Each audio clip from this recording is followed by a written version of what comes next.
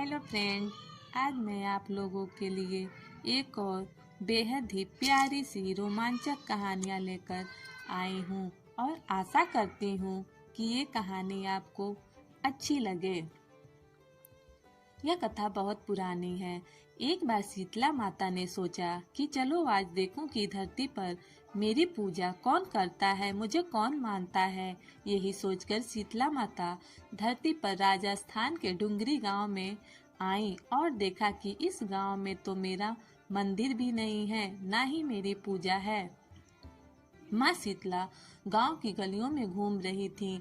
तभी एक मकान के ऊपर से किसी ने चावल का उबला पानी मार नीचे फेंका। वह उबलता पानी शीतला माता के ऊपर गिरा, जिससे शीतला माता के शरीर में छाले फफोले पड़ गए। शीतला माता के पूरे शरीर में जलन होने लगी। शीतला माता गांव में इधर उधर भाग भाग कर चिल्लाने लगी, अरे मैं जल गई, मेरा शरीर तप रहा है, जल रहा है, कोई मेरी मदद करो। लेकिन उस गांव में किसी ने शीतला माता की मदद नहीं की। तभी अपने घर के बाहर एक कुम्हारन महिला बैठी थी। उस कुम्हारन ने देखा कि अरे यह बूढ़ी माई तो बहुत जल गई हैं, इनके पूरे शरीर में तपन है, इनके पूरे शरीर में छाले फफोले पड़ गए हैं, यह तपन सहन नहीं कर पा रही हैं। तब उस कुम्हारन ने कहा, हे माँ, तू यहाँ आकर बैठ जा, मैं तेरे शरीर के ऊपर ठंडा पानी डालती हूँ।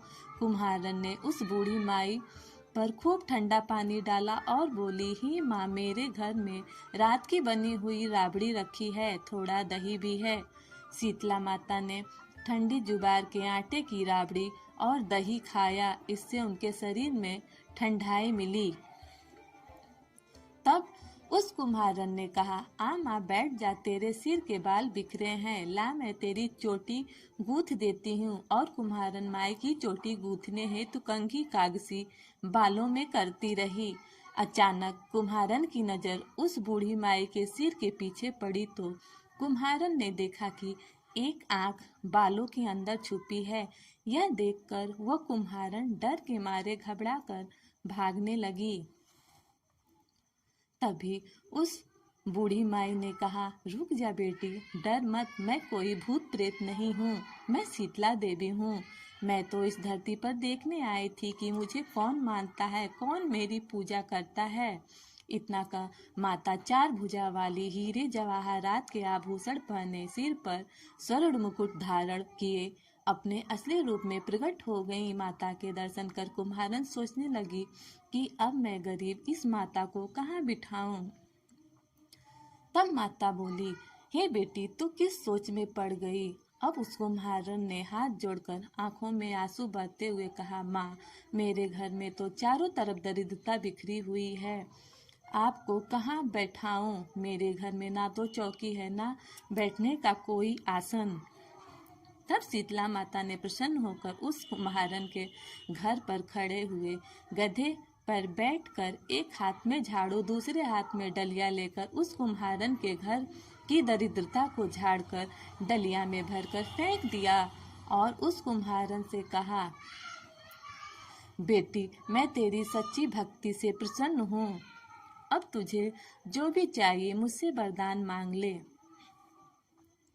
तब कुम्हारन ने हाथ जोड़कर कहा, हे माता, मेरी इच्छा है अब आप इसी डुंगरी गांव में स्थापित होकर यहीं रहो और जिस प्रकार आपने मेरे घर की दरिद्रता को अपनी झाड़ू से साफ कर दूर किया, ऐसे ही आपको जो भी होली के बाद की सप्तमी को भक्ति भाव से पूजा कर आपकी ठंडा जल, दही व बासी ठंडा भोजन चढ़ाए, उसके घर की दरिद्रता साफ करना और उसकी पूजा करने वाली नर नारी जाति महिला का अखंड सुहाग रखना, उसकी गोद हमेशा भरी रखना।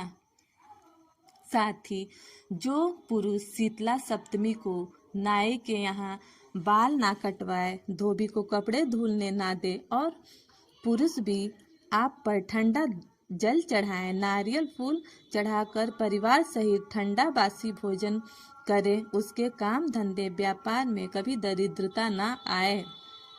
तब माता बोली, तथास्तु है बेटी, जो तूने वरदान मांगे मैं सब तुझे देती हूँ। हे बेटी, तुझे आशीर्वाद देती हूँ कि तू मेरी पूजा का मुख्य अधिकार इस धरती पर सिर्फ कुम्हार जाति का ही होगा। तभी उसी दिन से डुंगरी गांव में शीतला माता स्थापित हो गईं और उस गांव का नाम हो गया सील की डुंगरी। सील की डुंगरी भारत का एकमात्र मुख्य मंदिर है।